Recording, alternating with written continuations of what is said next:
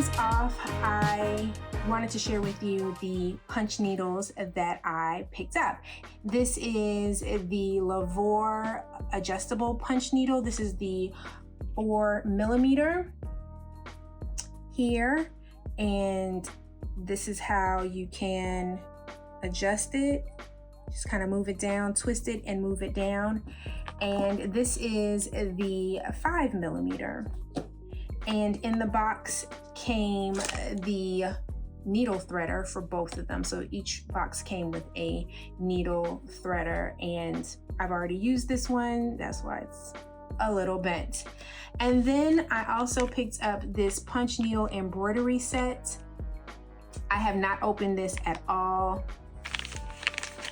so I am going to save everything as it relates to embroidery punch needle for another video because I haven't opened this.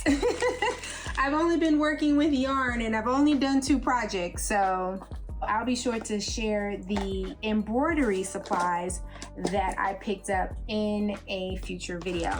So another thing I picked up was this snap frame, and I actually have 2 snap frames. My first project is still on the snap frame from when I worked on it, and it was a little further away than I thought.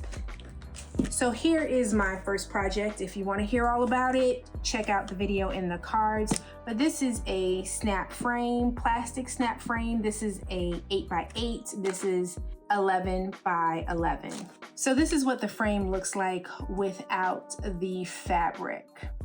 And I really like this because when the fabric is in the frame, you can just adjust the tightness of the fabric. So the other thing I picked up was monk's cloth, and this came from Michael's, and I picked up 2 of them. Both were 1 yard, and I've already kind of gotten into this one, but in comparison to my experience on my first project, I really like this particular cloth.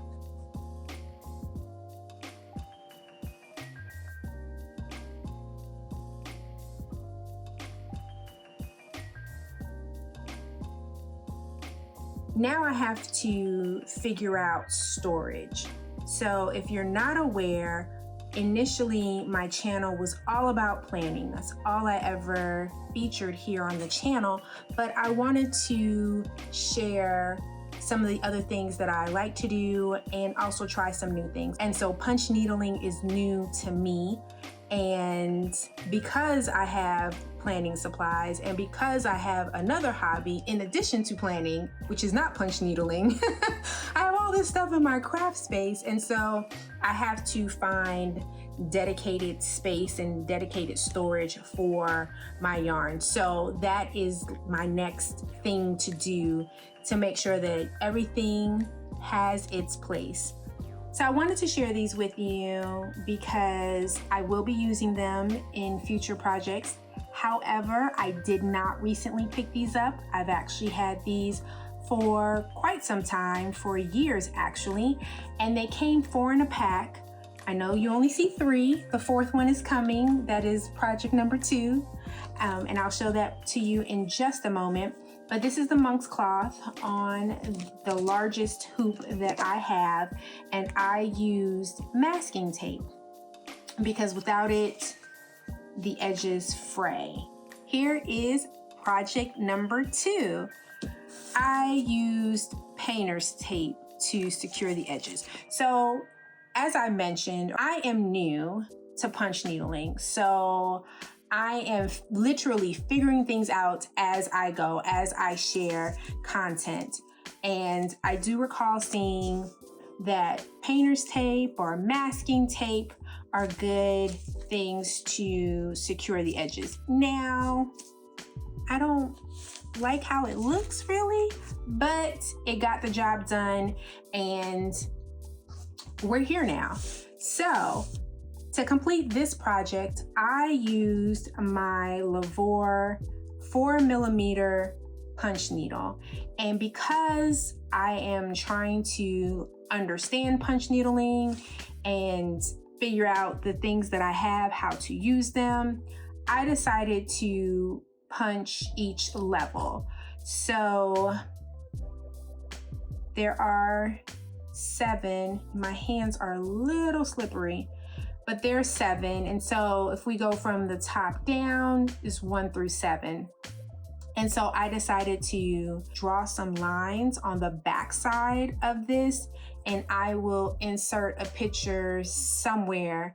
And so you can see what I initially stenciled out, although it looks slightly different. And I broke it into 7 sections because I wanted each section to represent each adjustable height. I found that on the first level, if we're thinking of this 1 to 7, I really had a hard time with the yarn catching the material. So I'm not sure if it was the yarn, I'm not sure if it's the material.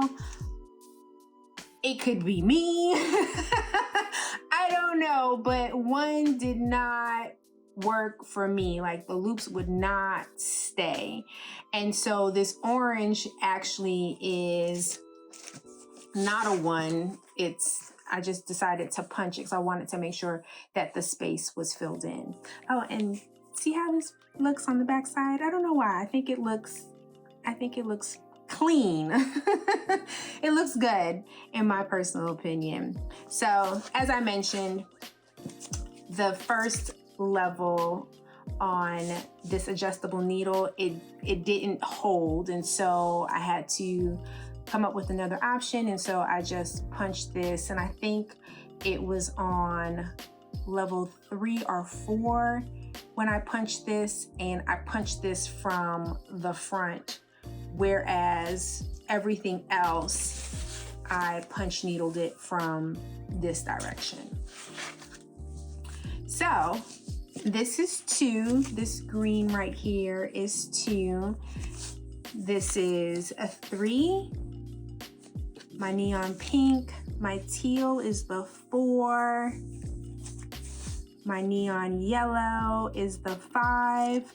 My grape is the 6, and my violet is 7.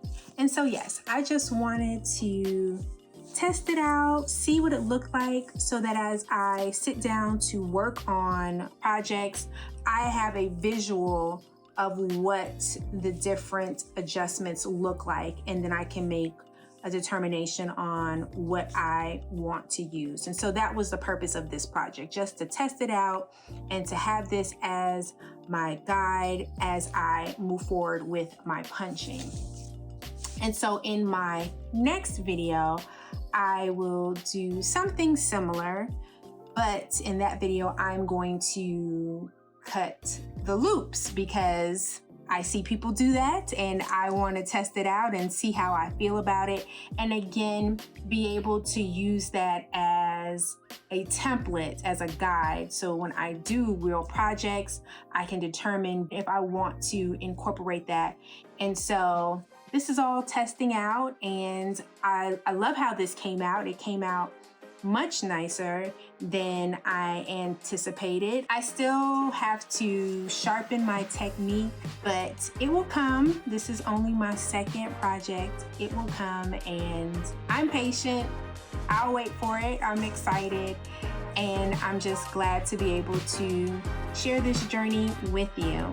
I hope you've enjoyed this video. If you did, please be sure to like, share, and subscribe. Thank you so much for spending the time. Thank you so much for hanging out with me. And thank you so very much for watching this video. I'll see you in the next one.